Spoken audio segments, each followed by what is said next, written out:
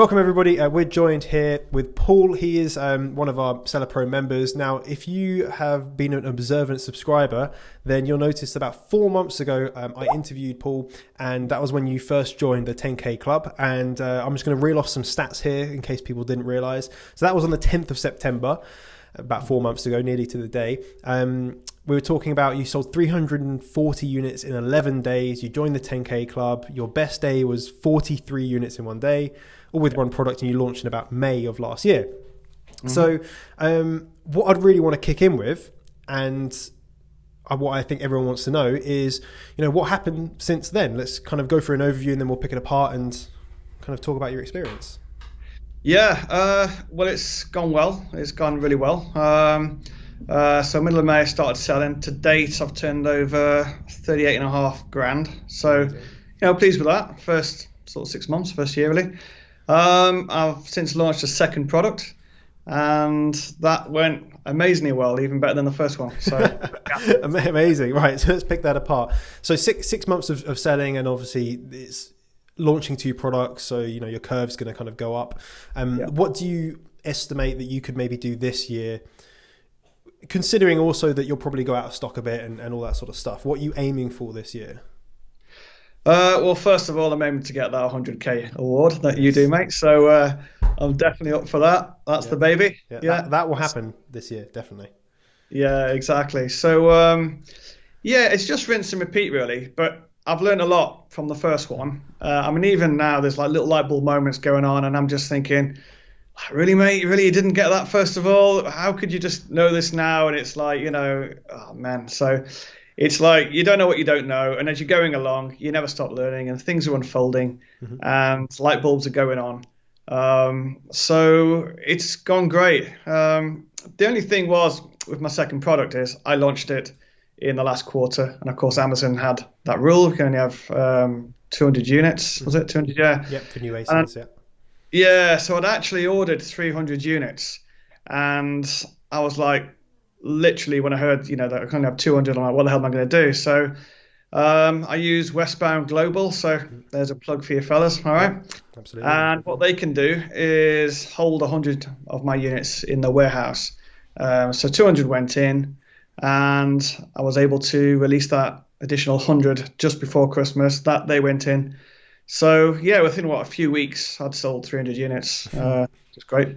That's amazing, especially as that's a new product, and there's always that level of risk that you've undertaken to pay for the stock, and you never know what's going to happen. But you couldn't have timed that probably more perfectly for that time of year. Working all year, been my focus. Yeah, that's amazing. And just to cover that, Westbound Logistics, they're freight forwarders. They specialize in getting freight from China to the UK and other places. But they're fantastic with that sort of stuff, and they've worked with a lot of Amazon sellers because they're in position same as you really. Not being able to get all their stock into Amazon needs to be held somewhere, and they've been fantastic with that. So yeah, definitely use them. I'll put their link down in the description if everyone does want to use them. So let's talk about the differences maybe between the first product and the second product, because you would have learned stuff going through that journey. I remember when we first had the interview, you approached the first product as a learning curve. You're like, it's like going into a casino, or I can't remember the analogy you used, but it was something like that, and you just wanted to learn. That's right. Yeah, it was just a test product. If anything, it wasn't a product that I was particularly passionate about, or I'm looking to build a brand around. It just fitted all the typical criteria of between 20 and 30 pounds, and it fits in a shoebox and all that kind of stuff. So that product went out. But what I learned about it is that it was more seasonal than what I thought. And there are reasons why it should sell in the winter, but it's definitely spring onwards to autumn product. And sales were amazing because I started off in the middle of May, obviously. Then summer kicked in, and then autumn I started to see them dip. And then by winter, it slowed right down to the point, actually, I'm not going to continue it. And the main reason for that is because the second product is so much better for so many reasons.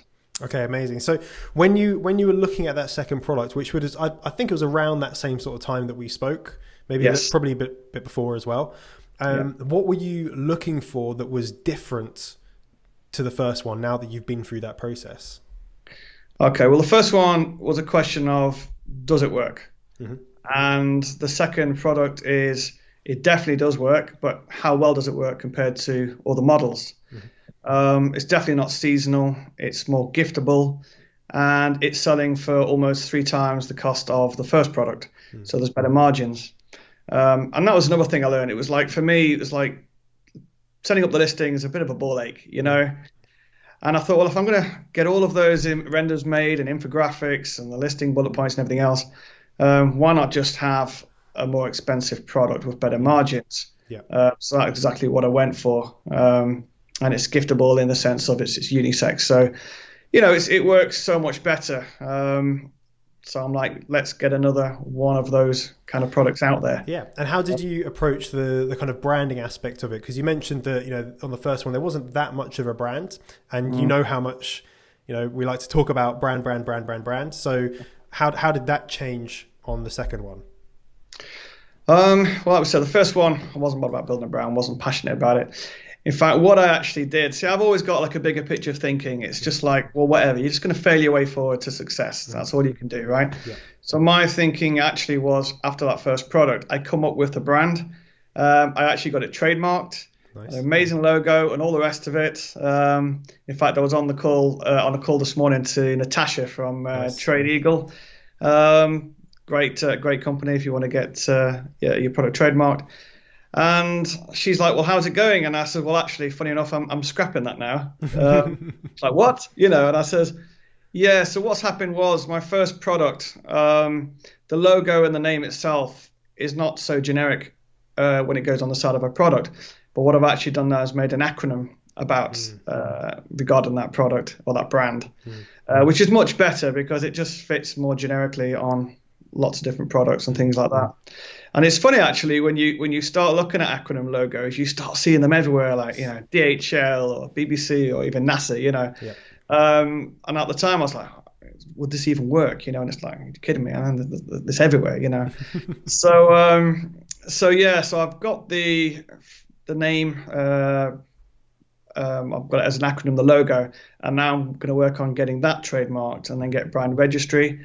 But it just kind of morphs, you know, because you start this thing, you haven't got a clue how it works. It's all totally new to you. And it just kind of morphs, you know, it just goes here, there, and everywhere. So in some ways I've come back like full circle.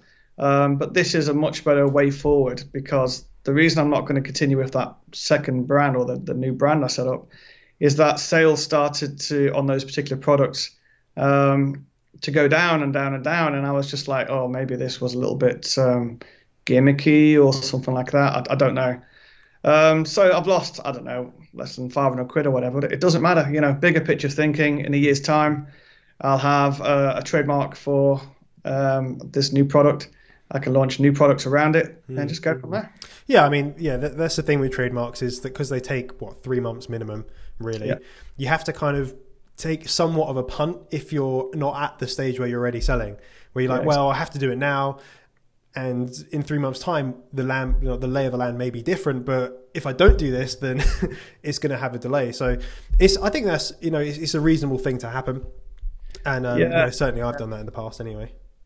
That's good to know. I mean, there's a saying that you've got to go through it to grow through it. And that's exactly how it is. Yeah, exactly. Yeah. So let's talk about the second product. When did that launch roughly? That launched around the 5th of December. It just went in. And it took off again straight away, better than I thought. In fact, sales for December were 17,000. Amazing. Turnover, and that was literally all on the second product, because the first product started selling 1 or 2 a day if I was lucky. So of course, then the lights went on. I thought, right, let's knock this on the head. Why reorder this? And if you're wrestling with a seasonal product, put that money into your new product and others. Exactly. You know, if you've got 2 assets basically, and one of them only makes you money for a few months of the year, well, why use that money? And when you can use it every single day of the year, it just makes complete business sense to do it that way around. Yeah, and also what I was noticing was, like I said, it was a case of, does it work? And I started getting some 1-star reviews, and it was just like, you know, this is just going to be a constant uphill struggle to keep getting those boosted up in ways. So I just thought, well, it doesn't matter. If I was talking to Jason, you know, who I did the PPC course with, and we were talking about it, and even not so really long ago, I was like, oh, I don't know, maybe I'll still sell it. And we were saying it's about, it's like your newborn sort of thing, your firstborn, thinking, I put a lot of work into that. But again, you just got to look at the bigger picture and think, well, it was a great experience. I learned a hell of a lot. I mean, really learned a hell of a lot from doing that. And now I'm on to something better. So let's just, ride this wave all the way to the shore. Absolutely. So what was your, I'm trying to think of questions that people ask, but what was your strategy for launching the second product? Because you managed to scale that, to the over 15K very, very quickly, within that first month. So how did that experience differ from the first one in terms of maybe how fast you were able to do it? Why were you able to do it quicker or get to that place more efficiently than you really did before? Yeah, well, you'll laugh at this one because it's a bit embarrassing to say, but it's about keywords. And I found I was even bidding on keywords that weren't even in my listing, for the first product. I like to farm everything out to the point. So I've got someone in to do the renders, someone to do the infographics. I get a company in America to write the listing. And then from there, I just keyword the hell out of it, basically. So I just absolutely fine-tuned it. And there might have been some keywords that were getting like 10,000 a month, but there was others getting 40,000. So I just changed the wording slightly and absolutely just sort of perfected it. And I launched an auto campaign, and then straight away I launched a manual campaign with some exact keywords. And within a few days, it was on the first page. So I was like, this is great. I'll take it. This is good. Yeah. Keep more money in, please. Yeah. And so, because obviously you've been through the PPC side of the course, you've had the consultancy with us as well. How did that play a part, again, from how you approach the first product to how you approach the second product with regards to PPC? Massively, because I always say that the course was like building a car. I think I said it in the last video, but there's no point having an amazing listing and amazing images if you're not on the first or second page. It's just not really going to happen, is it? So to me, the PPC course was like part two, really. And again, look at the bigger picture. I knew that once I had that knowledge, I can use that for every single product going forward. And, so from there, I was able to just tweak the PPC. I mean, I was tweaking it probably about 4 days, but every day I was kind of looking at it and monitoring the keywords and the clicks and all of that, and the ACOS. I got the ACOS down to 11.5%, which was the lowest. Amazing. At the end. By the time I sold out, it was 11.5%, put it that way. And then I even fine-tuned it to the point where I was looking at the exact keywords, and I was like, there's one in particular that is literally making all the sales. So I just turned all the other, I think I had 9 exact keywords in total. So I turned off 8, and then I kept the 1, and I give it more of a budget. And then I even turned off the phase in the end. So it was running on 1 keyword that was exact. But even then, right towards the end of the course, I was talking to Jason about it, and I was thinking, I was quite sort of pleased with myself about it, thinking, I managed to get the PPC cost right down. And then, you reminded me that, but that was on 1 keyword. Had you had other keywords doing the same thing, you would have been on the first page for those other keywords. And I'm thinking, oh yeah, of course. I just think, Jesus, man, what the hell's wrong with me? But again, it's only been since May since I started this, so it's not even been a year. So in the bigger picture, you're always learning, and I do tend to beat myself up. I can be quite hard on myself. But either way, it's just like, well, I've learned this, I've learned that. To the point I'm quite excited now, or very excited. I'm thinking, what else can I learn? What else is there? How can I fine tune this? Well, that's the next question, really. What is next? So, how's the stock doing for that second product, the new product? Well, it sold out. So. Yep. Yeah, I've made a new order. Nice. That's literally about to get picked up from China before they close down. So that's on its way. And I'm about to make another order as well regarding that one. Nice. And last week I got my VA to search a lot of manufacturers for a third product that's coming out. So I'm starting to use her more and more. I'm starting to just leverage as much out as I can. The saying, don't work in your business, work on your business. So I'm really just like overall looking at everything and saying, right, well, what can I get my VA to do? Yes. Okay, well, she can do this. So now, I mean, what I've done is I've set up a WhatsApp group between my manufacturer, her, and me. So as soon as the manufacturing is ready, I'll get, she'll drop a message saying everything's good to go. From there, my VA will pick that up, get in touch with Westbound, and just take care of the whole shipping, literally everything. That's amazing. I mean, having VAs, good ones at least, that know what they're talking about, which it sounds like you've got. They are lifesavers. You know, I've been working on a product, and realistically, I don't have a lot of time, so I've outsourced most of it to them. And as long as you have someone good, interview them, and they understand the culture, they understand what's required, they've done it before, they can literally just save you just tens and tens of hours of graft, basically. And it really does help that process massively. It's almost to the point where I feel a little bit redundant, to be honest. Unless you're setting up a new product, what are you working on? Especially now when I'm out of stock, sort of thing. And I've still got stock of the first product, and I'll just wait until that sells out, and that'll definitely go by, I would have thought, by April. So that's fine. But unless you're working on a new product, and it's lockdown 3 now, so I'm off until the middle of February. My studio's closed. And I'm like, well, what can I do? And I'm like, well, let's just get this third product set up. And I mean, there was even little things I learned, like I didn't start doing the full listing until like 2 weeks before the shipping was ready to arrive at the Amazon warehouse. And I'm thinking, well, hang on a minute, I could have done this as soon as I made the order, So again, little light bulb moments. Okay, ding, got that one in the bag. So you just kind of think, well, I can get a few samples of a few manufacturers. As soon as I make that bulk order, you got 2 weeks manufacturing, 6 weeks shipping time roughly, but straight away start working on listing and get it done. Yeah. And how does it? Because you mentioned the studio. Do you also have a property business as well? Is that right? I do. Yeah. So how does it compare? Like, you're versed as an entrepreneur. What are the kind of pros and cons that you see from the Amazon side of things compared to the others?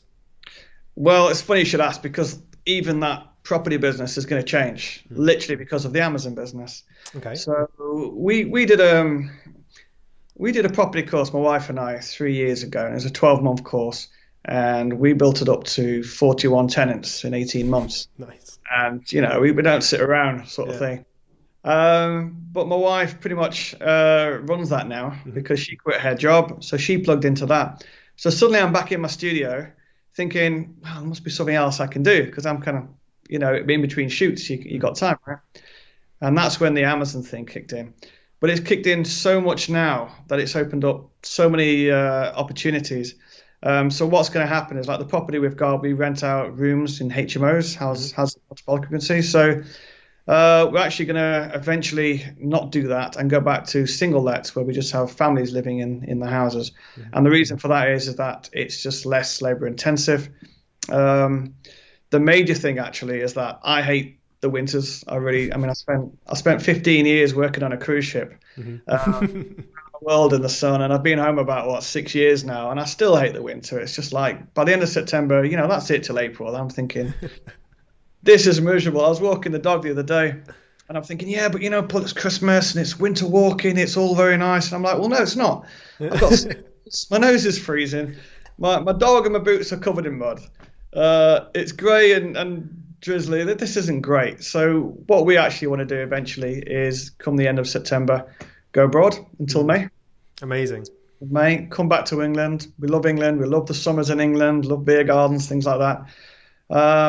And we can do that if we've got the Amazon business sort of thing. So it's changed everything, actually. It's been brilliant. Really? So if you could go back, before you started the Amazon business, what there's would you give yourself, knowing what you know now? I'd say pretty much the same thing. Just do it. There's all these slogans and everything, but I always think of Nike, whatever you want to call it, and it's just do it. And that's all you need, is literally just do it, and fail forward and keep doing it until you learn. And you're going to do things. You're going to cock up. You're going to make mistakes, or make decisions that, like me with this other brand, where it's not the best thing, but. Okay, well, it cost me 500 quid. I can go on holiday for a week and blow that. Do you know what I mean? So the money's going to go anyway. So I've learned from that and progressed forward. So Yeah, I think that is key, because if obviously I get a lot of questions, emails and stuff like that, and people ask, back in May, when you started, sorry, beginning of the year, they're like, is now a good time? COVID's an issue, Brexit's an issue, another whatever issues there are. And a lot of people are warned off by that, and they go, it's too risky, it's not right. You didn't do that. You did the opposite, and you've learned a huge skill that you're going to hopefully leverage for a long time. For sure. And all that comes down to is taking action, isn't it? It's understanding the risk. Any business has risk, as we know. Otherwise, everyone would do it. It's easy to work because there's no risk. It's very hard to be the business owner. And I think allowing yourself to just be like, do you know what? Like you did, I'm going to do this, and I understand that I'm going to make mistakes. No one's perfect, but I'm going to learn from them. I'm going to do really good. I think that's like the main thing to understand. And then you can take action, and you'll be like, right, I'm okay with taking action now, because I know the risks, and I know what the rewards are, and I'm content. I'm happy with that. I think that's really important. Right. Yeah. I think it's riskier not to take it. But yeah, you've got a job, and you put your life into that, and your whole income and your family and everything is depending on that. And for whatever reason, you could be working at BHS or, these major companies that go down, and for no fault of your own, you've lost your job, you've lost your income, and then it's panic mode, Whereas I think with Amazon, especially when you've got several products, one might not be selling that great, but another one may be doing great. And it's not that hard to earn £100 a day profit when you think about it. Yeah. And as you're selling 24/7, average 30 days in a week, you can make £3,000. Yep. And then you think to yourself, well, what job these days would give you £3,000 profit? Yeah. For the amount of time input that you need to put in. Yeah, the amount of time. I mean, I still feel a bit guilty sometimes, to be honest, because we're all programmed, aren't we, from school, to get that job and work 9 hours a day. And then you hear someone like Elon Musk working 100 hours a week, and you think, should be doing something more. But a lot of the time, after I've sort of checked my PPC in the morning for half an hour over breakfast, I'm thinking, well, what can I do? What should I do?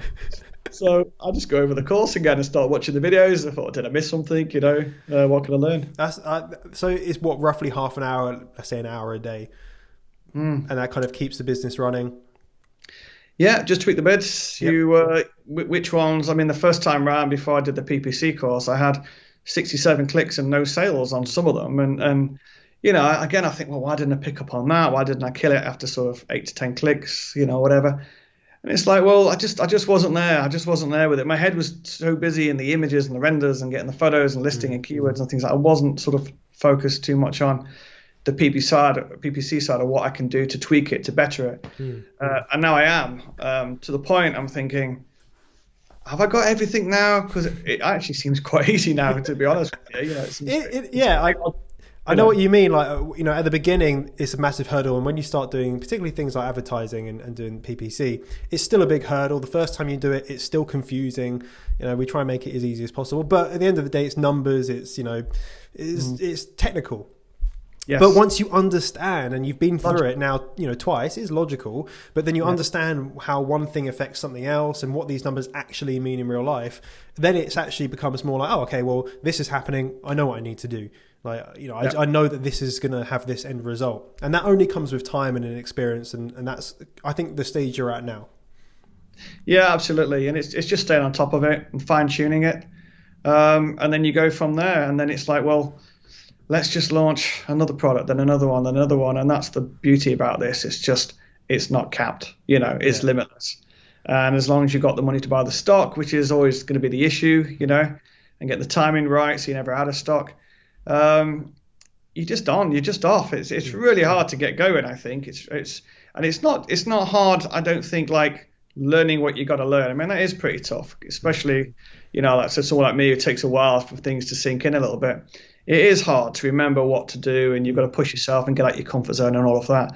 But I think it's just harder mentally. Mm-hmm. I think people have these roadblocks in their head, and it's like, I can't do this, or I'll never learn this, or you kind of beat yourself up. I'm sure a lot of people listen to this would agree. They think, well, it's getting through all of that mentally, getting that mindset right. And then once you've got that, and you have a product launch, and you start to see it sell, and you're tweaking the PPC, all the lights go on, you feel wonderful. It's like, let's let's launch a second product, let's launch a third one, let's build a brand. And you know, I love it now, absolutely love it. But before, I wasn't that passionate about it. I could just see the potential. Where now I'm just really excited about the future with it. It's brilliant. That's amazing. That's a great place to end as well. It's fantastic, your journey. It's been really, really lovely to see, and your enthusiasm and yeah, it's been great. Thank you for getting on these interviews as well. So I think it could be a good idea that we do another one when you get the 100K. We're not that far off. A trilogy, how exciting. We're going to do a trilogy. Let us know down in the comments if you do want to see that video. I'm committing you to that, so I hope that's all right. Yeah, and then any recommendations other than take action for any of the viewers? I would just sort of say get out of your own way. You know, there's too many people who say, well, I can do it all myself. I've got friends in business and they're like, well, I can learn that. That'll save 200 quid. And then it's like they've got all this stress and there's anxiety and it also delays them because it's like, well, how are you getting on with it? Oh, I haven't quite learned it yet, but I'm going to get around to it this weekend. And then, I have to paint the room or whatever happened. Yeah. Whereas I'm like, well, hang on a minute. There's websites like Fiverr and Upwork. And these people on there, they specialize in what they do. They do it day in, day out. They can do it far better than what I can do. And it's cost effective. And a lot of the things as well, it's just a one-time thing. You know, one time you pay for your renders and your listing and everything to get all these things set up. So yeah, you just see it as some business costs, initial business costs. But there's a great story. I'll tell you the story briefly, but it's in the Think and Grow Rich book by Napoleon Hill. And to cut a long story short, it's basically Henry Ford. And he's in court and he's getting questioned because he took offense apparently for someone said he was ignorant. And anyway, it boils down to the fact that he turned around and he said, look, on my desk, I've got a row of electronic buttons and I can press any one of those buttons to summon someone to come to me to tell me about that aspect of my business. And I always love that philosophy, whereas I don't need to know everything myself. I don't, you know, other people know, they specialize in it. Yep. So in my mind, I've got this row of electronic buttons or red buttons, as I call them. And I've literally got a button for everything. The only thing I do is fine tune the keywords and the listing and things like that. But, you know, you become like a project manager. Yes. So my advice would be get out of your own way. Don't take it all on yourself or think you've got to take it all on yourself because you'll fall at the first post in many cases because it'll just be so hard. You'll just think, oh, man, if I can't even do this, how can I get to this, to this, to this? It's like just hire someone. I mean, I got my packaging design for $60. Yeah. You know? So people think things are super expensive, but when you actually go and look, it turns out that you can get them a lot cheaper than you expected. And then everyone's like, oh, actually, why wouldn't I do this? Like, it's going to save me quite a few hours, and it can be done to a high standard. Yeah, it's a win-win, right? Just means you can move on to the next thing, think about the next move, and put people in place for it. So why not? Yeah, precisely, wicked. So thank you for joining us. Really, really appreciate it. Now, for the people watching, if you want to follow in Paul's footsteps, then currently we are taking applications to join the academy. There'll be a link down below where you can apply. Get on a phone call with one of our team members. They're all at least 10K or 100K club members, and we can talk through what we do differently. The process that Paul's followed and see if you want to get enrolled. But that's it for today. Give a comment if you've got any questions or try and answer them. Smash up the like button and of course, make sure you subscribe with your notifications turned on. See you all very soon. Cheers, Paul. Cheers, Johnny. Thanks again, mate. I'll see you soon.